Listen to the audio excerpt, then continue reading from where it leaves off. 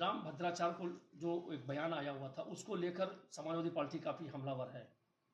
देखिए, तुलसी पीठाधीश्वर जगतगुरु पूज्य राम भद्राचार्य जी को मैं नमन करती हूँ, उनकी विद्वता को नमन करती हूँ, उनके ज्ञान को मैं नमन करती हूँ।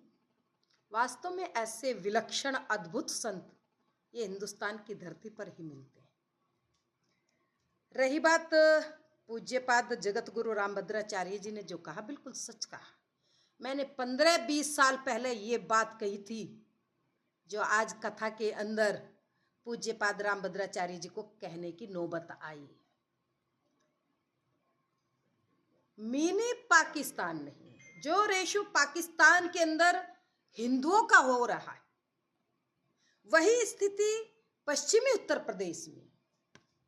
फिर मीडिया मुझे कहेगी कि एक और साध्वी प्राची के जहरीले बोल, साध्वी प्राची के विवादित बोल, लेकिन ये बात सच है, पश्चिमी उत्तर प्रदेश की डेमोग्राफी बहुत तेजी के साथ चेंज हो रही है। हिंदुओं में तो एक बेटा है भाई, एक बेटी है, इनके यहाँ तो 30-40 है। डेमोग्राफी क्यों चेंज नहीं होगी? भद्राचार्य जी ने कहा व्यासपीठ से कि जो मुस्लिम महिलाएं हैं उनको जो है मशीन समझ के 15-20 बच्चे पैदा किए जाते हैं, उसका 3 तलाक देके छोड़ दिया जाता है। केवल और केवल पूरे विश्व में सनातन संस्कृति ऐसी है जो महिलाओं का सम्मान करती है। नवरात्रों में बेटी की पूजा की जाती है, बच्ची की पूजा की जाती है। देवी का रूप नवरात्रों में नहीं, वैसे भी सनातन में हमारे यहाँ बेटियों को देवी का रूप माना जाता है। और उनके यहाँ अन्य धर्मावलंबियों के यहाँ महिलाओं को केवल भोग्य की वस्तु मानी जाती है, भोग की वस्तु। और सही कहा है पूज्यपाद जगत गुरु जी ने कि 20-25 बच्चे पैदा करने वाली मशीन समझा जाता है। यही हम विवादित बन जाते हैं।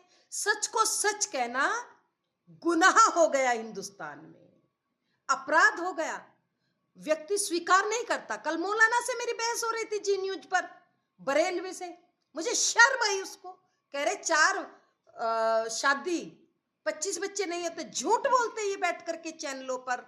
इनके यहाँ 25 नहीं, 30-30, 40-40 बच्चे भी हैं। कैसे देखेंगे इनके मौलानाओं के बयान जब जब कोई धर्माचार्य या कोई गुरु, ये इनकी जो सच्चाई है वो हिंदुस्तान के सामने आ रही है। पहले केवल साध्वी प्राची बोलती थी, साक्षी महाराज जी बोलते थे, पूज्य मेरी दीदी माँ रितंबरा जी बोलती थी। अब सब संतों को दिखाई दे रहा है कि इस डेमोग्राफी चेंज होने के कारण देश में अस्थिरता पैदा हो जाएगी, देश में गृह युद्ध के हालात हो जाएंगे। देशवासियों को सचेत करने के लिए, सावधान करने के लिए ये कथाकार सनातनियों को सावधान करने के लिए इस तरह की बात कर रहे हैं। अखिलेश यादव महामंडलेश्वर अमृतासुरानंद ने कहा है कि अगर योगी राज में पश्चिमी यूपी मिनी पाकिस्तान बन रहा है तो कहीं न कहीं योगी अविमुक्तेश्वरानंद जवाब दे देश को। ये केवल योगी या मोदी के शासन काल में स्थिति नहीं बनी, ये तो 70 साल होते से तुम्हारी जो कांग्रेस शासन कर रही थी ना, उसने गड्ढे खोदे, पकड़ पकड़ करके हिंदुओं की जबरदस्ती नसबंदी कराने वाले ये कांग्रेसी। जवाब दे शंकराचार्य जी, अविमुक्तेश्वरानंद जी, मैं पूछती हूँ 70 सालों तक क्यों चुप बैठे रहे? तुम तो आजम खान से कंधे से कंधा मिला करके बनारस के अंदर यात्राएं कर रहे थे। ये आजम खान, ये सोनिया गांधी, ये अखिलेश यादव, ये जो तुम्हारी तिगड़ी है ना, इसके कारण देश गड्ढे में जा रहा है। लंबे समय से देखा जा रहा है कि राजनीतिक मामलों में धर्म गुरुओं की एंट्री हो रही है। वो देखिए, धर्म गुरु की शुरू से ही राजनीति में हस्तक्षेप चलता आ रहा है, ये कोई नई बात नहीं है। धर्म गुरु हो, संत हो, महामंडलेश्वर हो, इनको, क्योंकि भाई समाज का ऋण है, इससे क्यों हम पीछे हट जाए? समाज के ऋण से उऋण होने के लिए सच को सच कहना केवल ये भगवा कह सकता है, और वो अपना फर्ज अदा करे, अच्छी बात। मोदी जी के नेतृत्व में देश जो है विश्व गुरु बनने को जा रहा है। हाँ, लेकिन वही समाजवादी पार्टी लोग कह रहे हैं कि जो संत लोग जो है अपना मठ कहीं दूसरी जगह बनाने जाके। विश्व गुरु बनेगा मेरा हिंदुस्तान, इसको कोई रोक नहीं पाएगा। अखंड भारत बनेगा ये हिंदुस्तान।